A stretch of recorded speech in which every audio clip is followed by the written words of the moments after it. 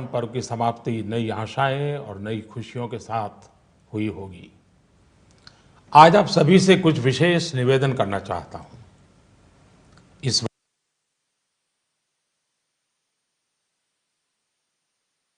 वार्ता में कुछ गंभीर विषय, कुछ महत्वपूर्ण निर्णय आपसे साझा करूंगा। आपको ध्यान होगा कि जब आपने 2014 मई में हमें जिम्मेदारी सौंपी थी, तब विश्व की अर्थव्यवस्था में ब्रिक्स के संबंध में यह आम चर्चा थी कि ब्रिक्स में जो आई अक्षर है, जो कि आई अक्षर इंडिया से जुड़ा हुआ है, लोग कहते थे कि ब्रिक्स में जो आई है वो लुढ़क रहा है। लगातार 2 साल के देशव्यापी अकाल के बावजूद भी पिछले 2.5 वर्षों में आप सब 125 करोड़ देशवासियों के सहयोग से आज भारत ने ग्लोबल इकोनॉमी में एक ब्राइट स्पॉट अर्थात चमकता सितारा के रूप में अपनी उपस्थिति दर्ज कराई है। ऐसा नहीं है कि यह दावा हम कर रहे हैं, लेकिन यह आवाज इंटरनेशनल मॉनिटरी फंड IMF और वर्ल्ड बैंक से गूंज रही है।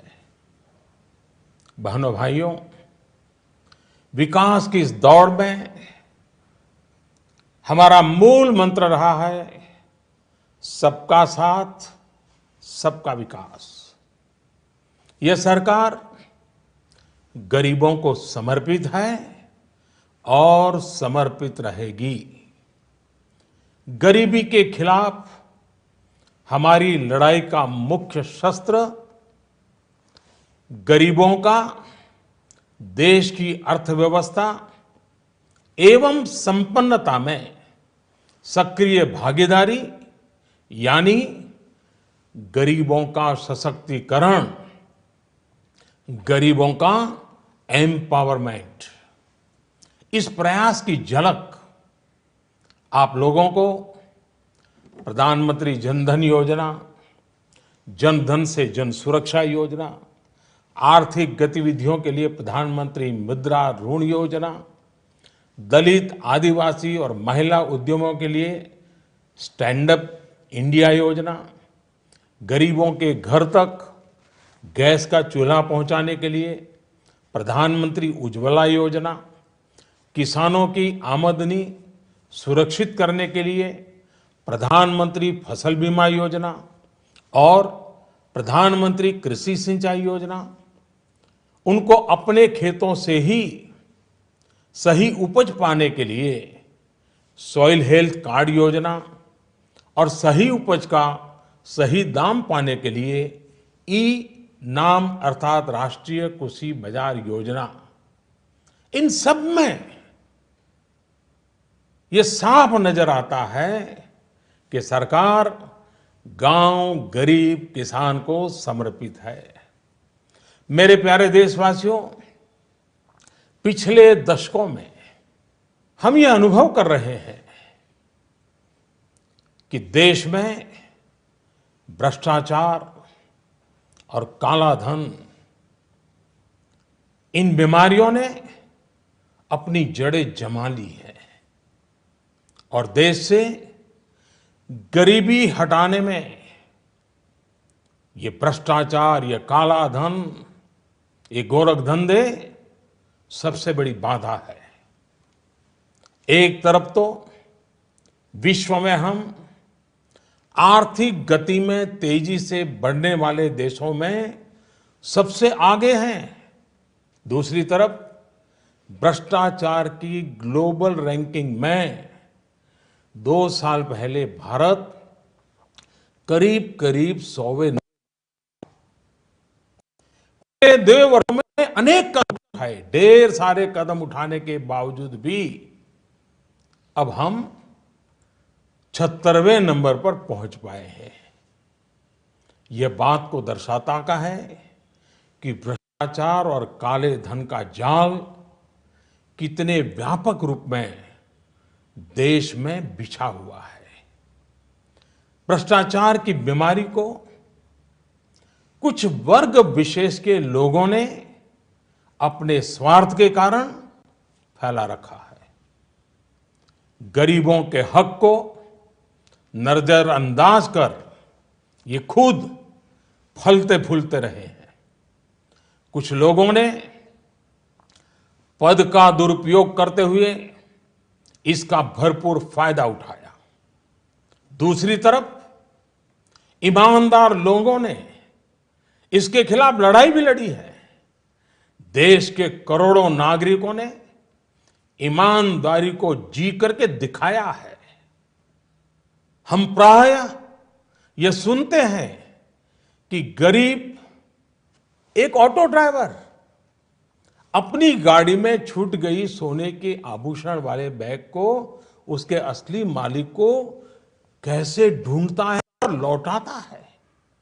कई बार हम सुनते हैं कि कोई टैक्सी ड्राइवर यात्रियों का कुछ सामान अगर छूट जाता है, मोबाइल फोन रह जाता है, तो अपने खर्चे से उनको ढूंढने जाता है और पहुंचा देता है। अरे सब्जी बेचने वाला भी, सामान्य दुकानदार भी अगर ग्राहक से गलती से ज्यादा पैसे ले लिए तो उसको भी बुला करके लौटा देता है। मेरे प्यारे देशवासियों,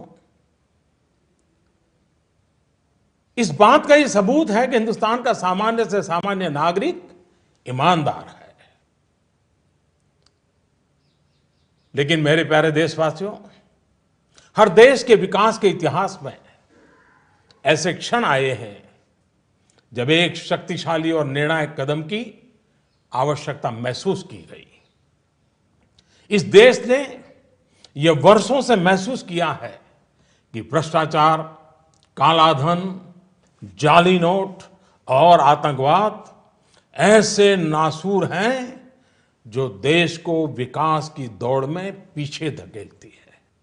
देश को, समाज को अंदर ही अंदर खोखला कर देती है।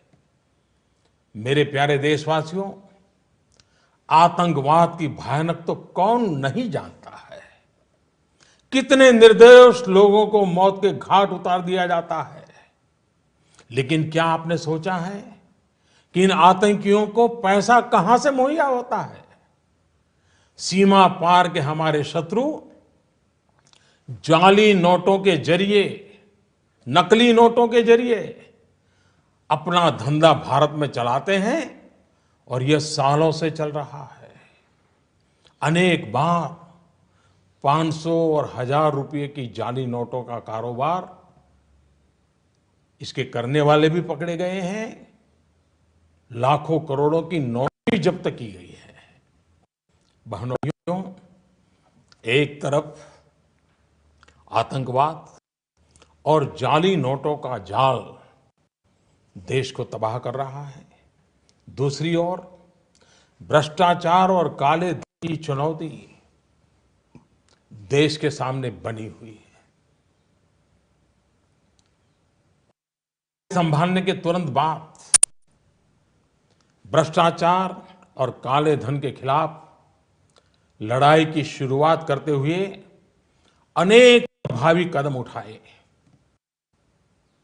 जैसे काले धन की जांच के लिए सुप्रीम कोर्ट के पूर्व जज की अध्यक्षता में एसआईटी का गठन किया। विदेशों में जमा काले धन के लिए 2015 में मजबूत कानून बनाने का हमने काम किया। काले धन को विदेशों से वापस लाने के लिए विभिन्न देशों के साथ टैक्स समझौतों में हमने परिवर्तन किया, नए समझौते किए। अमेरिका सहित विभिन्न देशों के साथ सूचना आदान प्रदान, इंफॉर्मेशन एक्सचेंज करने का प्रावधान किया।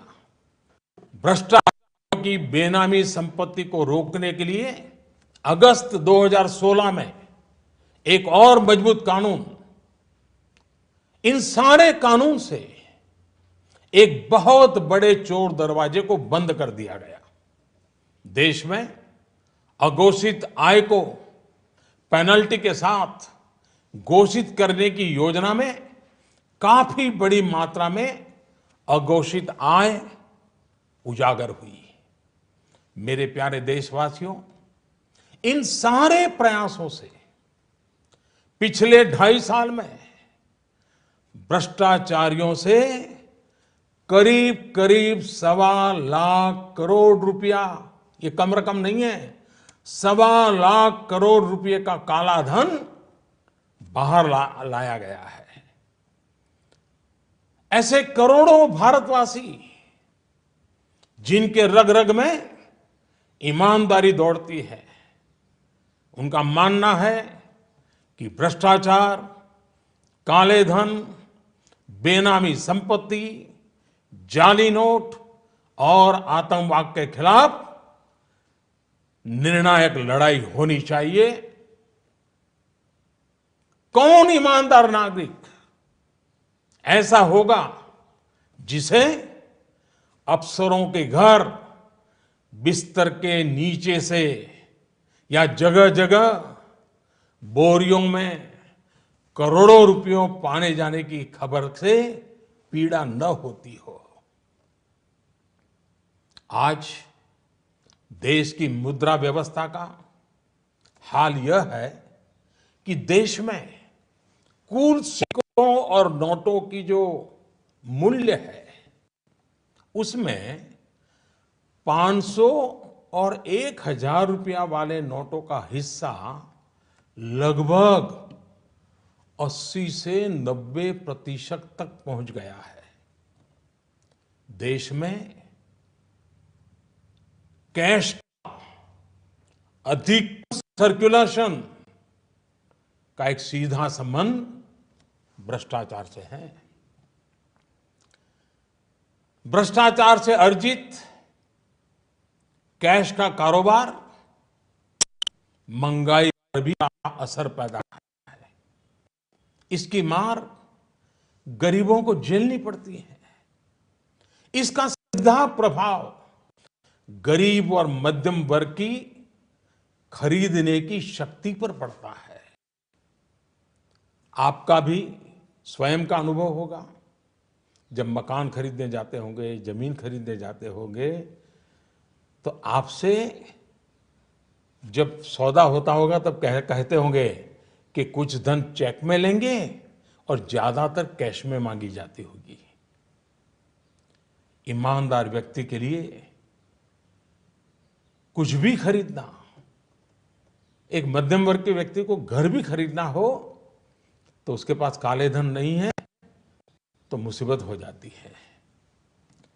कैश के इस धंधे के कारण मकान, जमीन, उच्च शिक्षा, चिकित्सा, ऐसे अनेक सेवाओं को, उन वस्तुओं को इन कारणों से उनकी मूल्य में कृत्रिम वृद्धि भी होती है, आर्टिफिशियल इंक्रीज होता है। भ्रष्टाचार से जमा किया गया धन हो या काला धन हो, ये दोनों बेनामी हवाला कारोबार को भी बल देते हैं। और हम जानते हैं हवाला का उपयोग आतंकियों ने हथियार की खरीद फरोख्त में भी किया है। चुनावों में काले धन के प्रभाव की चर्चा ये कोई नई बात नहीं है, वर्षों से हो रही है। बहनों और भाइयों, देश को भ्रष्टाचार और काले धन रूपी दिमक से मुक्त कराने के लिए एक और सख्त कदम उठाना जरूरी हो गया है। आज मध्यरात्रि यानी 8 नवंबर 2016 की रात्रि को 12 बजे से वर्तमान में जारी 500 रुपए और 1,000 रुपए के करेंसी नोट लीगल टेंडर नहीं रहेंगे, यानी ये मुद्राएं कानूनन अमान्य होगी। 500 और 1,000 रुपए के पुरानी नोटों के जरिए लेन देन की व्यवस्था आज मध्यरात्रि से उपलब्ध नहीं होगी। भ्रष्टाचार, काले धन और जाली नोट के कारोबार में लिप्त देश विरोधी और समाज विरोधी तत्वों के पास मौजूद 500 रुपये, 1,000 रुपये के पुराने नोट अब केवल कागज के एक टुकड़े के समान रह जाएंगे। ऐसे नागरिक जो संपत्ति मेहनत और ईमानदारी से कमा रहे हैं, उनके हितों की और उनके हक की पूरी रक्षा की जाएगी। ध्यान रहे कि 100 रुपये, 50 रुपये, 20 रुपये, 10 रुपये, 5 रुपये, 2 रुपये और 1 रुपया का नोट और सभी सिक्के नियमित है और लेन देन के लिए उपयोग हो सकते हैं, उस पर कोई रोक नहीं है। हमारे यह कदम देश में भ्रष्टाचार, काला धन एवं जाली नोट के खिलाफ हम जो लड़ाई लड़ रहे हैं, सामान्य नागरिक जो लड़ाई लड़ रहा है, उसको इससे ताकत मिलने वाली है। इन दिनों में देशवासियों को कम से कम तकलीफ का सामना करना पड़े, इसके लिए हमने कुछ व्यवस्था की है। 500 और 1,000 रुपये के पुराने नोट 10 नवंबर से लेकर 30 दिसंबर 2016 तक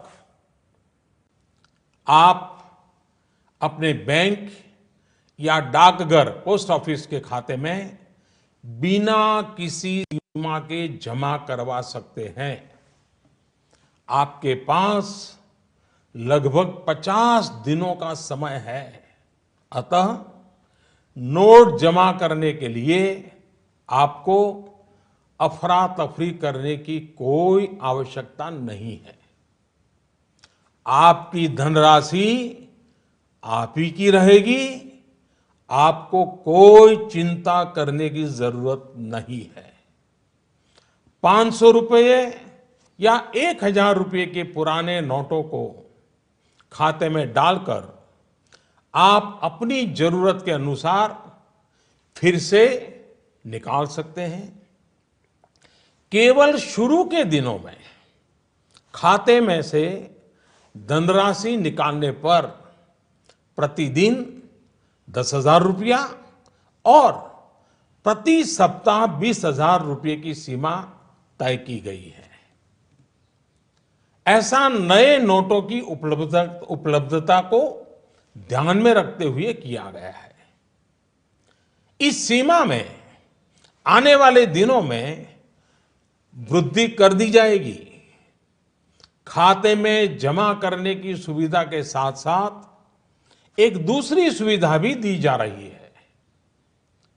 तत्काल आवश्यकता के लिए 500 और 1,000 रुपये के पुराने नोटों को नए एवं मान्य नोट के साथ 10 नवंबर से 30 दिसंबर तक आप किसी भी बैंक या प्रमुख और उप डाकघर, हेड पोस्ट ऑफिस और सब पोस्ट ऑफिस के काउंटर से अपना पहचान पत्र जैसे कि आधार कार्ड, मतदाता कार्ड यानी कि voter card, ration card, passport, pan card इत्यादि सबूत के रूप में पेश करके आप नोट बदल सकते हैं। प्रारंभ में 10 नवंबर से 24 नवंबर तक 4,000 रुपया तक के पुराने 500 एवं 1000 रुपये के नोट बदले जा सकते हैं। 15 दिनों के बाद यानी 25 नवंबर से 4000 रुपये की सीमा में वृद्धि कर दी जाएगी। ऐसे लोग जो इस समय सीमा के अंदर अर्थात 30 दिसंबर 2016 तक पुराने नोट किसी कारणवश अगर जमा नहीं कर पाए, उनको 500 और 1000 रुपये के पुराने नोट बदलने का एक आखिरी अवसर भी दिया जाएगा। ऐसे लोग रिजर्व बैंक के निर्धारित ऑफिस में अपनी राशि एक घोषणा पत्र यानी डिक्लेरेशन फॉर्म के साथ 31 मार्च 2017 तक जमा करवा सकते हैं। 9 नवंबर और कुछ स्थानों में 10 नवंबर को भी एटीएम काम नहीं करेंगे। प्रारंभ में एटीएम से प्रति कार्ड प्रतिदिन निकाली जा सकने वाली राशि की सीमा 2000 रुपया रहेगी। फिर उसे कुछ अवधि के बाद बढ़ाकर 4000 रुपया कर दिया जाएगा। वैसे तो 500 और 1000 रुपये के पुराने नोट आज रात्रि 12 बजे से कानूनी तौर पर खत्म हो जाएंगे, परंतु सामान्य जनजीवन की जरूरतों को ध्यान में रखते हुए मानवीय दृष्टिकोण से हमने इस प्रक्रिया में शुरू के 72 घंटों में यानी कि 72 आवर्स मतलब कि 11 नवंबर की रात्रि 12 बजे तक नागरिकों के लिए कुछ विशेष व्यवस्था की है। जैसे 11 नवंबर की रात्रि 12 बजे तक सभी सरकारी अस्पतालों में भुगतान के लिए पुराने 500 या 1000 रुपये के नोट स्वीकार किए जाएंगे। इससे वैसे परिवार जिनमें कोई बीमार है, उन्हें उपचार में कोई बाधा ना आए। ऐसे सरकारी अस्पतालों में यदि दवाई की दुकान की व्यवस्था है, तो डॉक्टर के दिए गए पर्चे पर 500 और 1000 के पुराने नोटों से दवा खरीदने की सुविधा भी 72 घंटे तक उपलब्ध रहेगी। ऐसे ही 11 नवंबर की रात्रि 12 बजे तक रेलवे के टिकट बुकिंग काउंटर, सरकारी बसों के टिकट बुकिंग काउंटर और हवाई अड्डों पर एयरलाइंस के जो टिकट बुकिंग काउंटर पर केवल टिकट खरीदने के लिए पुराने नोट अर्थात 500 और 1000 रुपये के नोट स्वीकार करने की छूट होगी। ऐसा हमने उन परिवारों की जरूरतों को देखते हुए किया है जो इस समय यात्रा कर रहे होंगे। केंद्र अथवा राज्य सरकार द्वारा प्रमाणित कोऑपरेटिव की दिनचर्या की वस्तुओं की दुकान जैसे केंद्रीय भंडार, सफल और दुग्ध विक्रय केंद्र, मिल्क पाउडर, ऐसे स्थानों पर भी 11 नवंबर की रात 12 बजे तक पुराने 500 और 1000 रुपये के नोट स्वीकार करने की छूट होगी। इस दौरान इन संस्थानों को प्रतिदिन अपने स्टॉक और बिक्री की सूचना रजिस्टर में रखनी होगी। सार्वजनिक क्षेत्र पब्लिक सेक्टर के पेट्रोल एवं CNG gas station, retail outlet, जहां पर पेट्रोल, डीजल और सीएनजी गैस की बिक्री के लिए भी 11 नवंबर की रात 12 बजे तक पुराने 500 और 1000 रुपए के नोट स्वीकार करने की छूट होगी। इस दौरान प्रतिदिन अपने स्टॉक और बिक्री की सूचना रजिस्टर में रखनी होगी। शवदाह गृह, स्मशान गृह, क्रेमेटोरियम, ऐसी जगहों पर भी 11 नवंबर की रात 12 बजे तक पुराने 500 और 1000 रुपए के नोट स्वीकार करने की छूट होगी। अंतर्राष्ट्रीय हवाई अड्डों पर विदेश से आ रहे या विदेश को जा रहे लोगों को अगर उनके पास पुराने 500 और 1000 के नोट है तो ऐसे नोटों की 5000 रुपया तक की राशि को नई एवं मान्य करेंसी नोटों से बदलने की सुविधा दी जाएगी। अंतर्राष्ट्रीय पर्यटकों को अंतर्राष्ट्रीय हवाई अड्डों पर विदेशी मुद्रा या 5000 रुपये तक के पुराने नोटों को नई एवं मान्य करेंसी नोटों से बदलने की सुविधा दी जाएगी। इन सारी सुविधाओं के अलावा मैं ये स्पष्ट करना चाहूंगा कि इस पूरी प्रक्रिया में नॉन कैश लेन देन में, यानी चेक से पेमेंट हो, डिमांड ड्राफ्ट से पेमेंट हो, डेबिट या क्रेडिट कार्ड से पेमेंट हो अथवा इलेक्ट्रॉनिक फंड ट्रांसफर में कोई रुकावट नहीं आएगी। ये कारोबार पहले चलता था वैसा ही चालू रहेगा।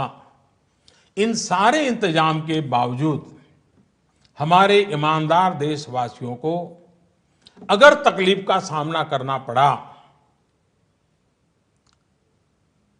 तो अनुभव यह बताता है कि इस देश का सामान्य नागरिक देश की भलाई के लिए त्याग करने और कठिनाई सहने के लिए कभी भी पीछे नहीं रहता है। जब मैं सुनता हूं कि कोई गरीब विधवा एलपीजी सब्सिडी छोड़ने में आगे आती है, यह त्याग एक रिटायर्ड स्कूल टीचर में भी पाया जाता है जब वो पेंशन से स्वच्छ भारत कोष में अपना योगदान देने को आगे आता है। जब हम ये सुनते हैं कि गरीब आदिवासी मां बकरी बेचकर शौचालय बनाने के लिए पैसे लगा देती है, एक फौजी अपने गांव को स्वच्छ गांव बनाने के लिए 57,000 रुपये का दान देने के लिए आगे आता है।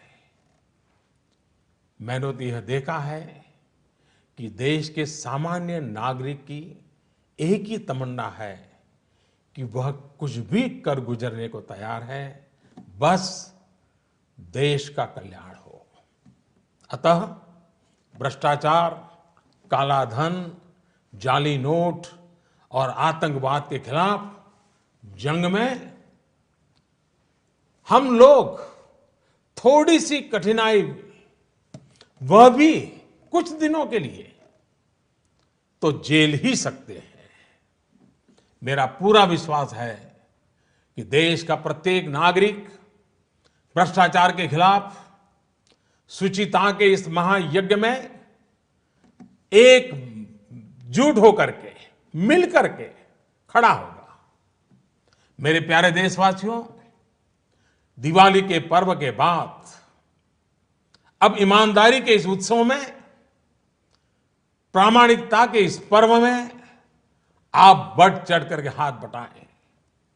मेरा पूरा विश्वास है कि देश के सभी राजनीतिक दल, राजनीतिक कार्यकर्ता, सामाजिक एवं शैक्षणिक संस्थाएं, मीडिया, समाज के सभी वर्ग इस महान कार्य में सरकार से भी ज्यादा बढ़ चढ़ करके भाग लेंगे, सकारात्मक भूमिका अदा कराएंगे और इस पवित्र कार्य को सफल बना के ही रहेंगे।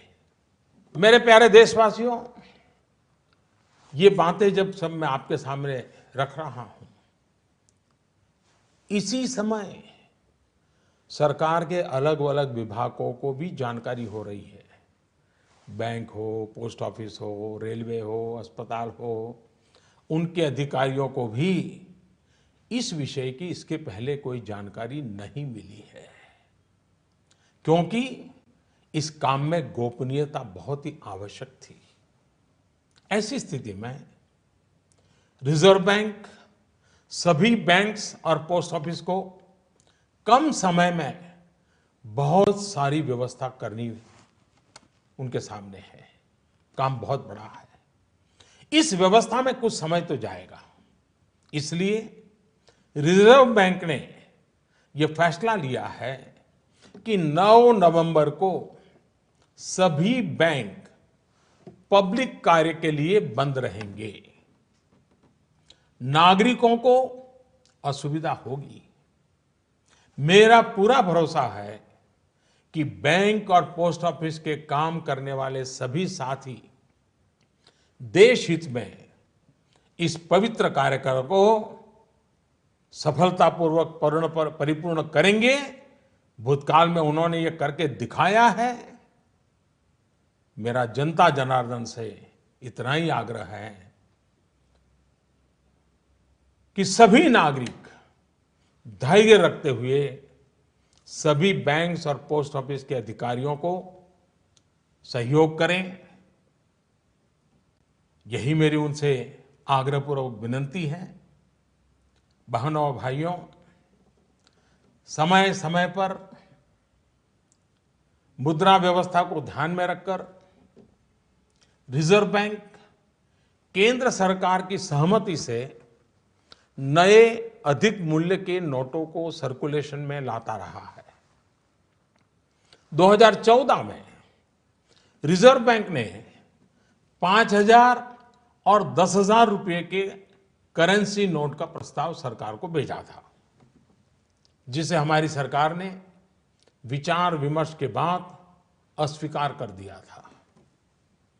अब इस पूरी प्रक्रिया में रिजर्व बैंक द्वारा 2,000 रुपए के नए नोट के प्रस्ताव को स्वीकार किया गया है।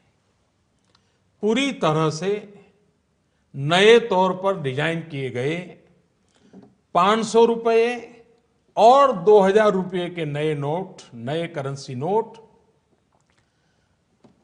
अब सर्कुलेशन में लाया जाएगा।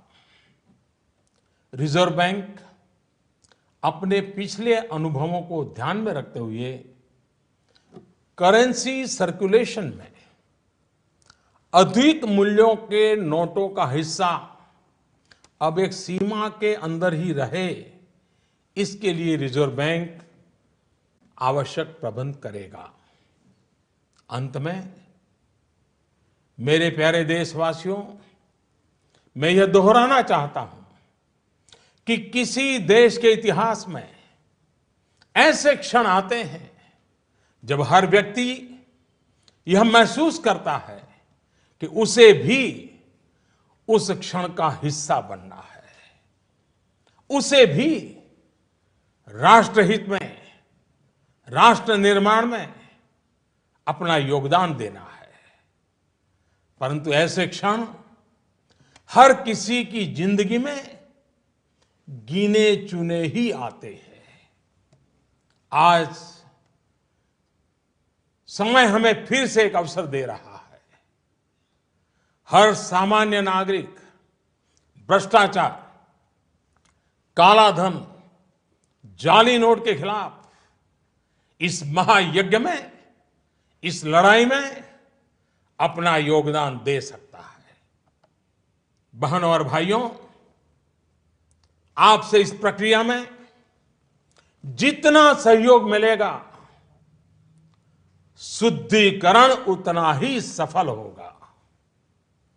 देश के लिए यह चिंता का कारण था कि भ्रष्टाचार और काले धन को जीवन का एक सहज हिस्सा मान लिया गया था।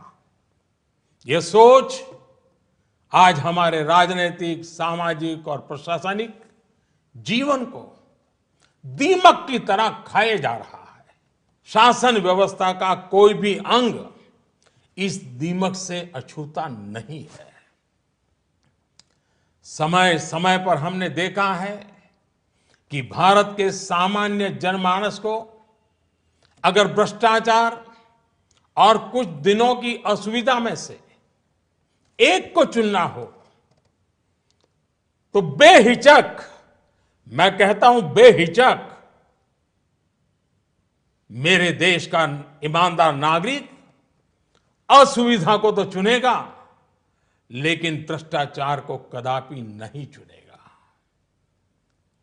आपसे मैं फिर एक बार आह्वान करता हूं कि आइए, जैसे आपने दिवाली के पर्व में अपने घर और आस पड़ोस की सफाई की, वैसे ही सफाई के काम को आगे बढ़ाते हुए हम इस महायज्ञ में अपनी भी कुछ आहुति डालकर इसे सफल बनाएं।